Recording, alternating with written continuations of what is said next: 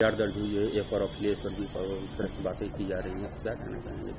शायद भाजपा वाले चाहते होंगे कि हम बच्चों को ये बताएं कि बाल नरेंद्र बचपन में तालाब में कूदकर मगरमच्छ को पकड़ कर लेकर चला आया था, या हम बच्चों को ये समझाएं कि नाली के गैस से चाय कैसे बनाई जाती है, बादलों में फाइटर जेट को कैसे छुपाई जाती है, या मगहर में गुरु नानक, कबीरदास और तुलसीदास एक साथ बैठे थे।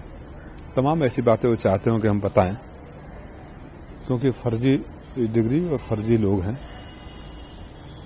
बच्चों को अल्फाबेट सिखाया जाता है को रिलेट करने से, जिससे आसानी से बच्चे समझ सके। हो सकता है किसी कार्यकर्ता ने भावना में बोल दिया हो, तो इनकी भावनाएं आहत हो गई, लेकिन बाल नरेंद्र वाली बात पर इनकी भावनाएं आहत नहीं होती है। इतिहास को तोड़ मरोड़ कर देते हैं। तो हे महापुरुषों, हम इतिहास के वो तथ्य नहीं बताएंगे, वो उदाहरण नहीं सिखाएंगे जो आप लगातार झूठ बोलते हो और बच्चों को माइंड को प्रदूषित करते हो। आप व्हाट्सएप यूनिवर्सिटी पर अपना ज्ञान दो, सच्चा ज्ञान समाजवादी गांव-गांव में देंगे। पीडीए को के बच्चे ही प्राइमरी स्कूलों में ज्यादा पढ़ते हैं। गांव के प्राइमरी स्कूल में किसी सांसद, विधायक, अधिकारी, मंत्री, नेता का बेटा नहीं पढ़ता है। सच्चाई, कड़वी सच्चाई स्वीकार करना चाहिए। गरीब, मजदूर, किसान के बेटे पढ़ते हैं।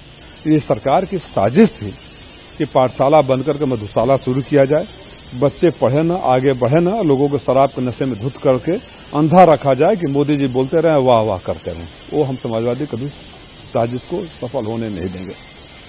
एसआईआर को लेकर इंडिया ब्लॉक की मीटिंग 7 अगस्त को होने वाली है, क्या क्या मुद्दे उठाए जाएंगे आपकी पार्टी से? निश्चित रूप से जो वोट लूटने का बात हो रही है, वोट की डकैती करने की बात हो रही है, रीढ़ विहीन धृतराष्ट्र बना हुआ चुनाव आयोग जिसकी जिम्मेदारी रक्षा करने की थी, वही लुटवा रहा है।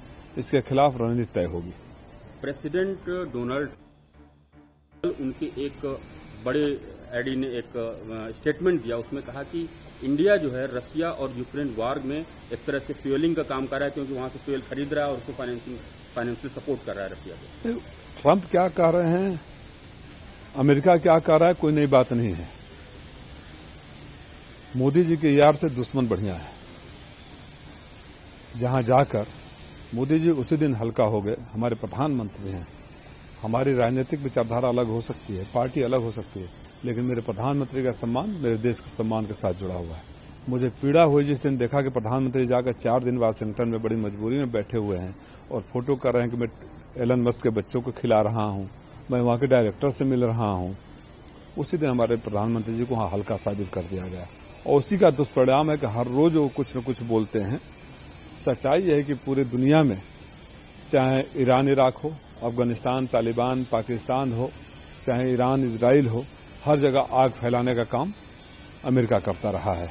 अपने हथियार बेचने के लिए, अपने मंसूबों को सफल करने के लिए ये अमेरिका है जो पूरी दुनिया में करता है।